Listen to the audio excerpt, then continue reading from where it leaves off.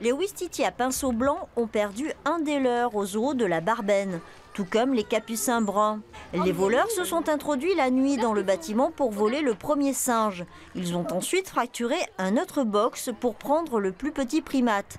Ce cambriolage est un véritable traumatisme pour les animaux. Vous êtes prêts ou pas? Oui. Pas trop inquiet? Non, pas du tout. Bon, qu'est-ce qu'il faut faire? Plonger. Alors, on y va. Pour commencer, 2 mètres de profondeur. Est-ce que ça va? Toi, tu me réponds. Voilà. Si ça va, tu me fais ça. Si ça va pas, voilà, tu me fais comme ça. Si tu veux remonter, comme ça. Voilà. Pendant quelques minutes, ils ont visité l'intimité du lac de Petit-Chet. On est à la maison. Les fans, petits ou grands, ont déjà revêtu leurs costumes. Cet événement-là, ils l'attendent de 2 pieds fermes.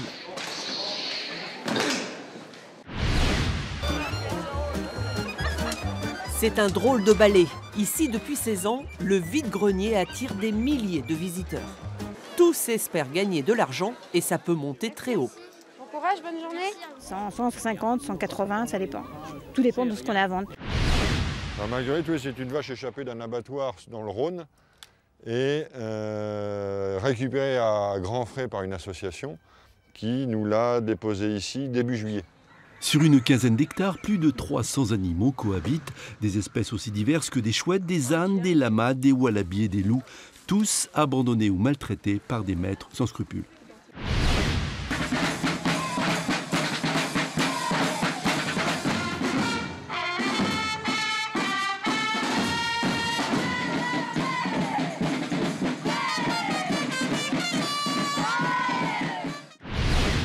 Depuis samedi, les participants prennent part aux épreuves à tour de rôle. Frédéric est un habitué de ces rendez-vous, habitué aussi à donner un coup de main au service de gendarmerie de son département pour retrouver bénévolement la piste de personnes disparues 4 à 5 fois par an.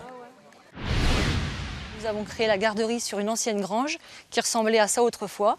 Catherine Bègue, assistante maternelle depuis toujours et cuisinière depuis 1 an, s'est lancée tête baissée dans ce projet pour pallier l'inexistence d'une cantine gérée par la mairie. Une alternative à la cantine publique qui soulage les finances de Fournival et des 2 autres communes du regroupement scolaire. La plage abandonnée, coquillages et crustacés. Et dire qu'il y a encore quelques jours à peine, il était presque impossible de poser sa serviette sur cette plage. Et c'est là tout l'intérêt des beaux week-ends de septembre que certains choisissent pour prendre leurs vacances ou pour s'offrir un petit supplément de farniente.